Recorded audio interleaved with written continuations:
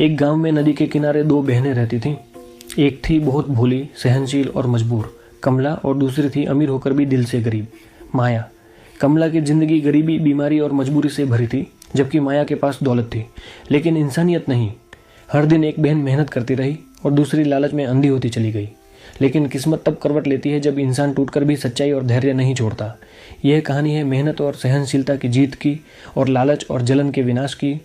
अंत ऐसा होगा जो आपको सोचने पर मजबूर कर देगा।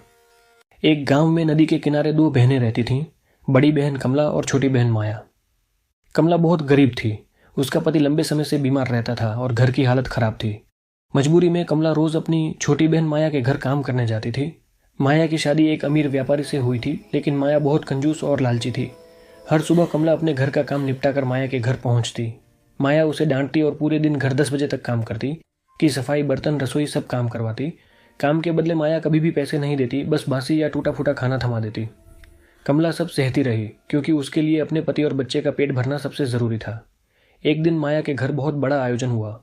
पूरे गांव को बुलाया गया, ढेर सारी मिठाइयाँ और पकवान बने। कमला ने दिन रात मेहनत की, लेकिन जब जाने का समय आया तो माया ने उसे सिर्फ मिठाइयों का चूरा और शक्कर के टुकड़े दिए। उस दिन कमला का दिल पूरी तरह टूट गया। रोते रोते वह जंगल के रास्ते से गुजर रही थी, तभी उसे एक पुराना मंदिर दिखा। गांव में मान्यता थी कि वहाँ नाग देवता की कृपा मिलती है।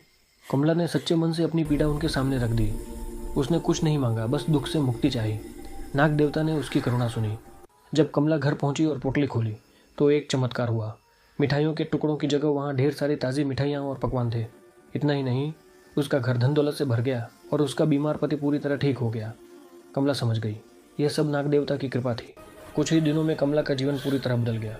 उधर माया को जब यह सब पता चला तो वह जलन और लालच से भर गई। उसने भी वही पाने की ठान ली। माया ने झूठ बोलकर कमला के घर काम करना शुरू किया और जानबूझकर बासी खाना मांगने लगी। फिर एक दिन वह मंदिर पहुंची और झूठी बातें कहकर नाग देवता से वरदान मांगने लगी। लेकिन नाग देवता सब जानते थे। उन्होंने माया के लालच को पहचान लिया।